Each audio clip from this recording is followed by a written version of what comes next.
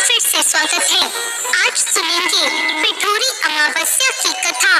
पुरानी मान्यता के अनुसार एक समय एक परिवार रहा करता था जिसमें 7 सगे भाई हुआ करते थे। परिवार में समस्त प्रकार के सुख साधन थे।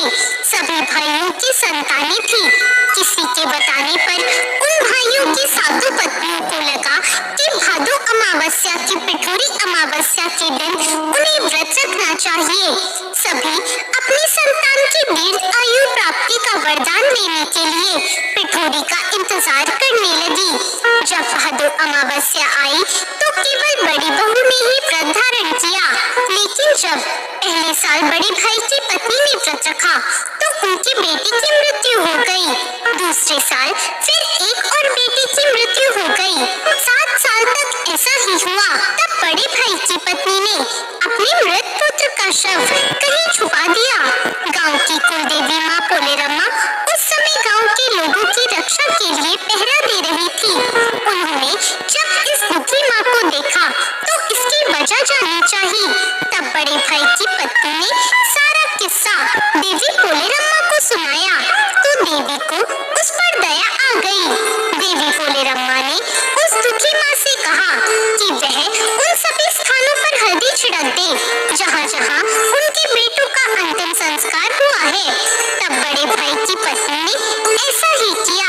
जब वह घर लौटी तो सातों पुत्रों को जीवित देखकर उसकी खुशी का ठिकाना न रहा। तब से उस गांव की हर माता अपनी संतान की लंबी उम्र की कामना से पिठोरी अमावस्या का व्रत रखने लगी और उस दिन ये कथा सुनी और पढ़ी जाती है। उत्तर भारत में यह पर्व पिठोरी अमावस्या के नाम से माता दुर्गा की आराधना करके मनाया जाता है।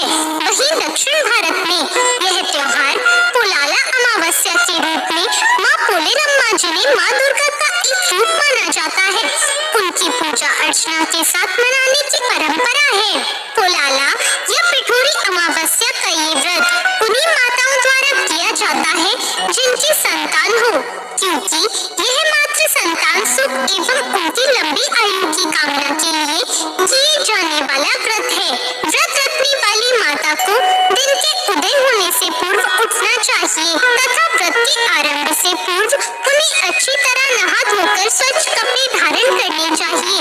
वैसे अमावस्या तिथि को नदी या जल स्रोत में स्नान करना भी पुण्यकारी माना जाता है। सूर्य भगवान को जल का अर्घ दे तथा अपनी संतान की दीर्घ आयु की कामना करे। पिठोरी अमावस्या की पूजा में 64 आटे के पिंडों को मूर्ति का स्वरूप दिया जाता है तथा इनको दुर्गा की 64 देवियों का रूप मानकर एक पाठ अथवा पूजा योग्य स्थल पर रखकर पूजन किया जाता है। देवी दुर्गा को प्रसाद नारियल अथवा घर के बने भोजन का भोग लगाएं और विधि विधान के अनुसार उनकी पूजा करें। जब पूजा संपन्न हो तो उससे पूर्व दुर्गा की मुख्य मूर्ति पर सिंदूर अवश्य चढ़ाएं तथा फिर ब्राह्मणों को भोजन कराकर स्वयं भी भोजन ग्रहण करके पिठोरी का व्रत तोड़ें। तो ये थी पिठोरी अमावस्या की कथा। आपको ये कथा कैसी लगी कमेंट करके जरूर बताएं। चैनल को सब्सक्राइब करें।